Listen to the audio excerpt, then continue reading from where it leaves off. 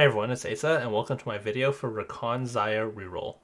I put Rakan first in the title because he's actually the most important unit in this comp. Um, I'm not entirely sure what other backliners you can use, but Xayah does make a lot of sense because you really want to roll on level 6 to give yourself the highest odds for Rakan 3-star.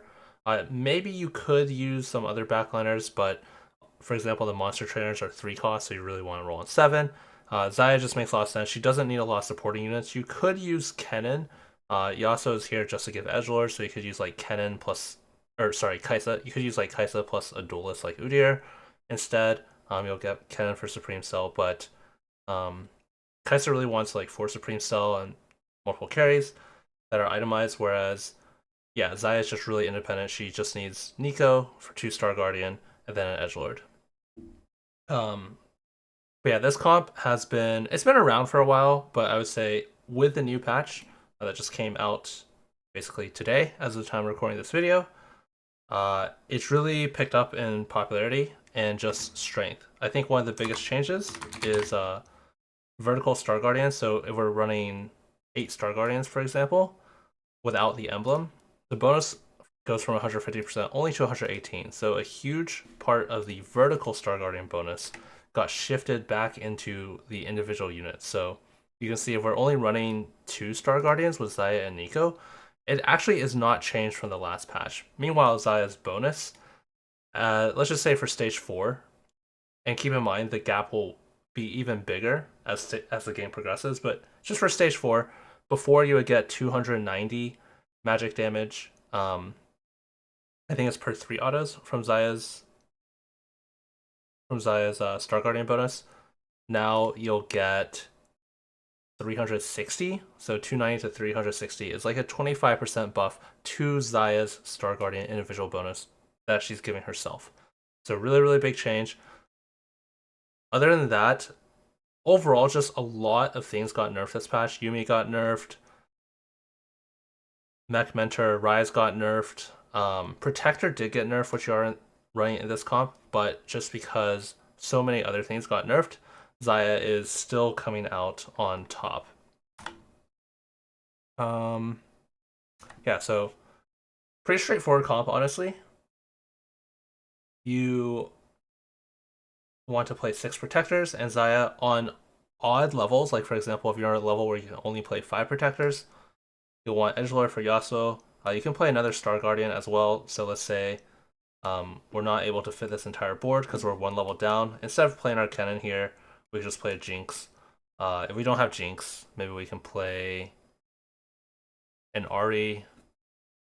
It's not going to be super valuable, but Ahri will be Sork with Kennen potentially.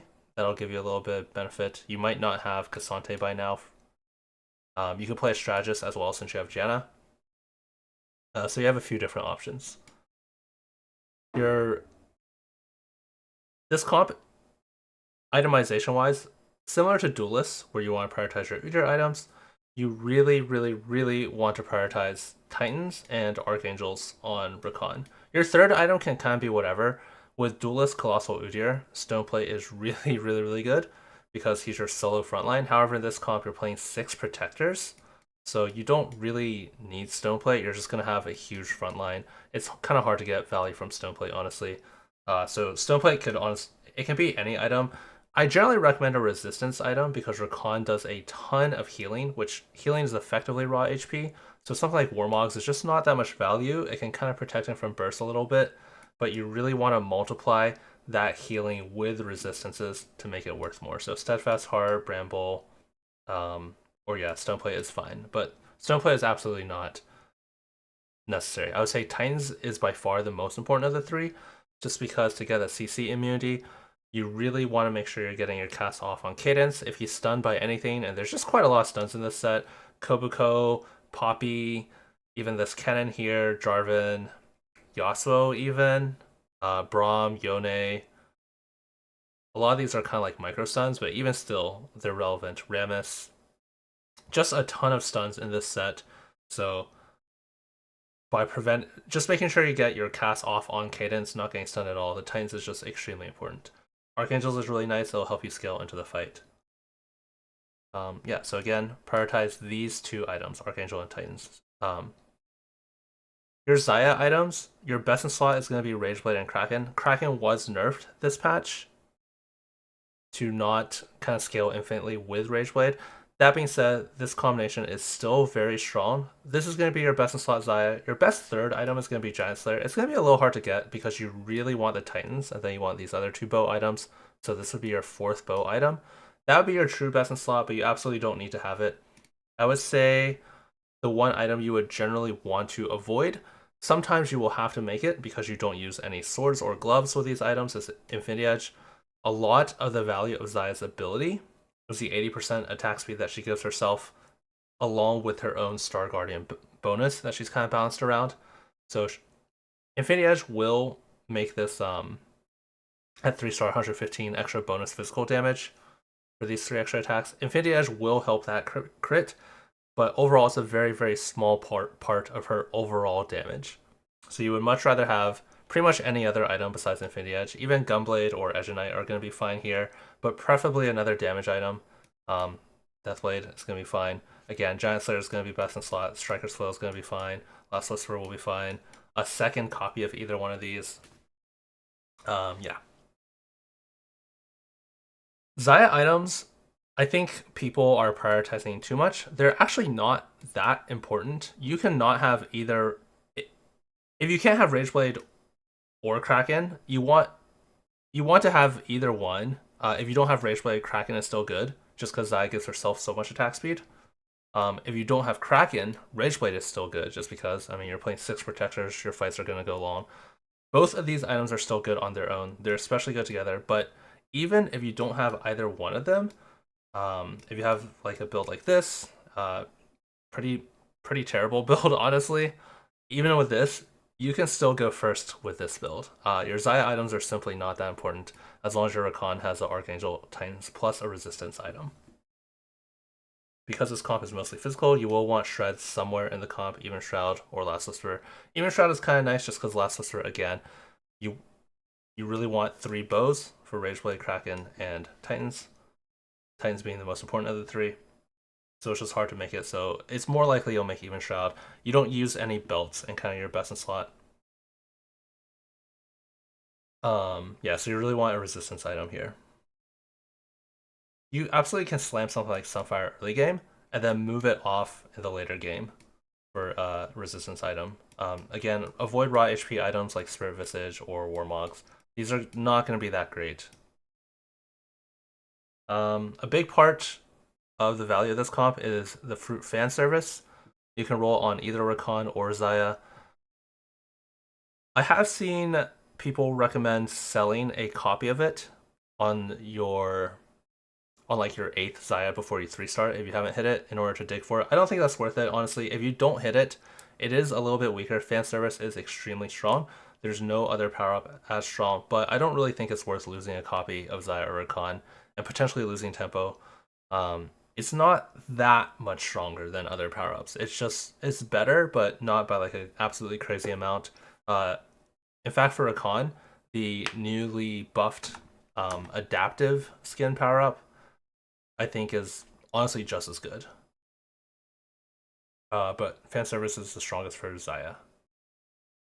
So if we look at their power-ups, yeah, adaptive skin recently buffed. This goes up to 80 total resist. This is just crazy. Again, Rakan gives himself a ton of effective HP, so the resists are going to be really good. But you really want to dig for fan service. You have a pretty high chance of hitting it, honestly. So as long as you're just using both fruits on Xayah and Rakan and removing them, basically just removing whichever one you have a worse fruit on, you will probably hit this eventually. And as long as you hit one of them, you're guaranteed to hit the other one on the next stage. So yeah, your odds of this are pretty good. It makes the comp quite a bit stronger.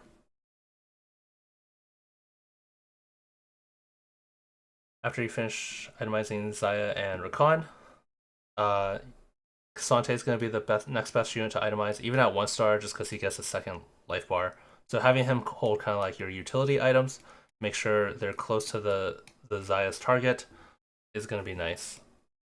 I like to protect Yasuo a little bit, just because he's a damage unit. So I might position maybe something like this. strongest tanks on both sides to kind of prevent from wrapping.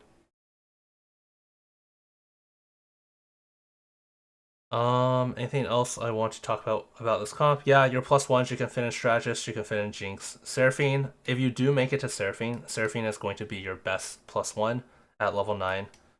So this is 6 Protectors, Yasuo and Xayah.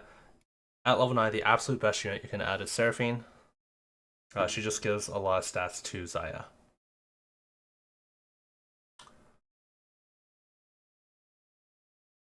I do want to demonstrate about like Xayah. So this is Xayah 3 with 3 items, and we'll go 6 Protector to filter basically for this comp. You can kind of see that Rageblade Kraken, while these are the best items, Rageblade is plus delta, but the frequency is almost 90%. I will say Rageblade is definitely a bit overrated. It's absolutely not mandatory for this comp. Again, Xayah gives herself 80% attack speed every time she casts. Infinity Edge definitely the most overrated item for sure. Xayah does not need this item. It's pretty much worse than every other alternative like Giant Slayer, Deathblade, Striker's Flail, are basically the other damage alternatives.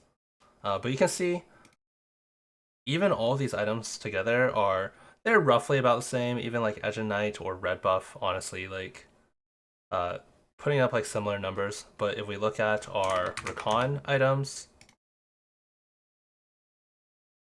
there's actually just a really big difference. You can see like Titans is negative 0.3, whereas Warmogs is plus 0.3. This is just everything in Xayah was kind of like plus or minus like the 0.1 to 0.2 tops range.